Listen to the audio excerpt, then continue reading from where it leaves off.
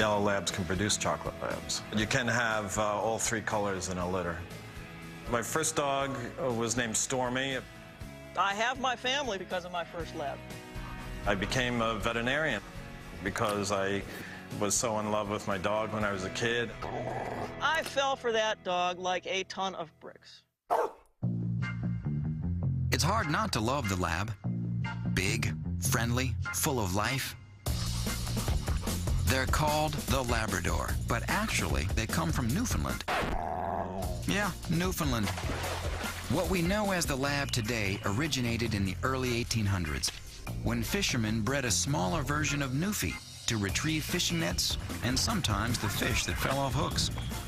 They created a dog who loved to swim, had great stamina, and had strong haunches to leap dramatically into the water. The record is 27 feet. The breeders couldn't name the new dog Newfoundland. That name was taken. So the dog was named for the sea they worked in, Labrador. From there, they were brought to England, and the breed, as we know it today, was developed. Those early breeders created a lab with 4 characteristics to help them become great hunters. And then a 5th special trait was added that made the labs the most versatile dog on the planet. Leading off the list, like all retrievers, the lab has webbed paws. These natural flippers make him one of the strongest canine swimmers around, able to hit speeds around 3 miles an hour. Okay, that might not sound like much, but it's twice as fast as a duck swims. The second trait is an otter-like tail. Thick at the base and strong, it acts like a rudder in the water. They're not the best dogs for people who have a lot of knickknacks in their homes, because that tail will clear off the coffee table in half a second.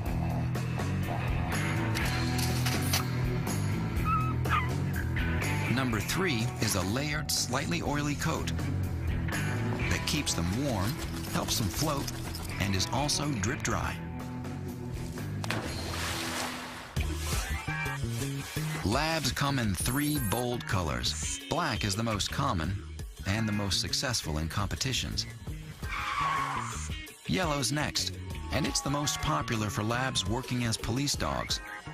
Chocolate is the rarest. There's a misconception that people think that black labs come from black labs and chocolates just come from chocolates, but you can have all 3 colors in a litter. Silver labs are popping up in the gene pool, but still aren't welcome at the American Kennel Club. The 4th trait bred into labs is what dog experts call a soft mouth. A well-trained lab can carry an egg in its mouth without cracking the shell. And then there's that 5th special trait, their unique ability to learn.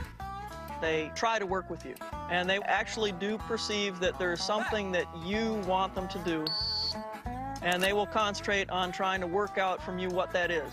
And so you don't have to be the best trainer in the world. You just need to be making an effort, and the dog will meet you halfway and try to do the rest. That's it.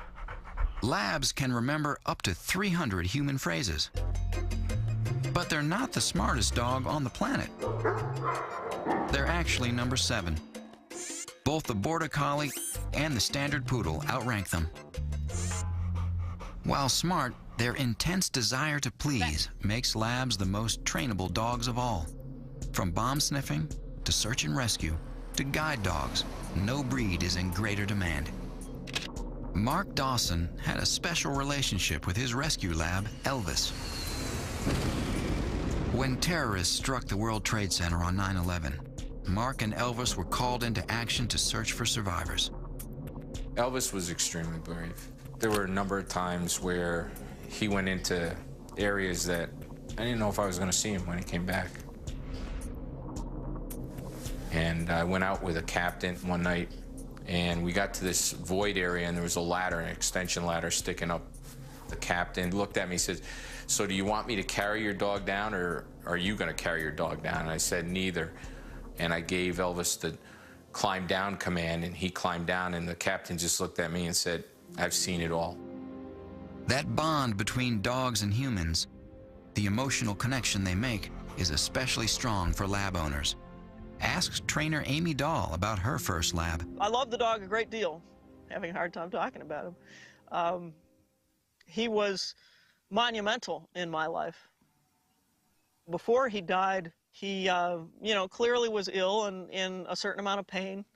And I looked at him one day, and he really was not wanting to get up because he felt bad, but he was tracking me with his head. And I had a feeling from him that as long as he could look after me, he wanted to be with me. Amy's not alone in feeling grief for her dog. Mark Dawson watched his partner Elvis pass away a few weeks before this interview. Up until a few weeks ago, he was actually doing wilderness problems out here in the woods. To be so sudden, so quick, was kind of hard. It's still hard. They say one of the best ways to get over the loss of a beloved pet is to get a puppy. Mark now has a new lab, Hero. If you're thinking of raising a lab, there are considerations. I think people would be surprised that Labradors, while they can be wonderful adult companions, as puppies oftentimes are the mouthiest dogs.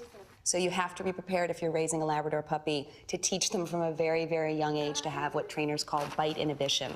That is, to be really careful with their little razor-sharp teeth. There are some people who are not necessarily the best people for a Labrador. The dogs tend to have a high activity level. This is a dog that needs room to run. He's a sprinter, able to hit speeds of 12 miles an hour in 3 seconds. But labs aren't quite super dogs. While robust, the lab is prone to several ailments. One of the best known is a problem of the hip called dysplasia. It's caused by an abnormal formation in the hip. It leads to a loss of cartilage and pain. Labs are also susceptible to a genetic eye defect called retinal dysplasia, which causes blind spots. And like most athletes, labs have problems with knees and elbows. The Labrador Retriever could be the most versatile breed of dog in the world. Life expectancy is 12 to 13 years.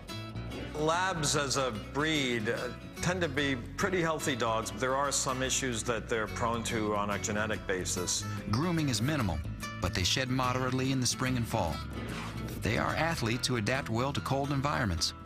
The Lab is a very secure, comfortable, adaptable dog. Labs adapt well to families and pose a low risk for bites. It loves to participate in family activities. It's hard to imagine a better dog than a Labrador. Labs are easy to train and eager to please.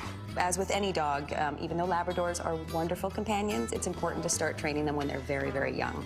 So in general, labs love the cold, but thrive in most environments. Though labs get high marks for health, they're prone to hip, elbow, and joint problems. Labs are very easy to groom. They're easy to train. These loyal dogs make wonderful pets.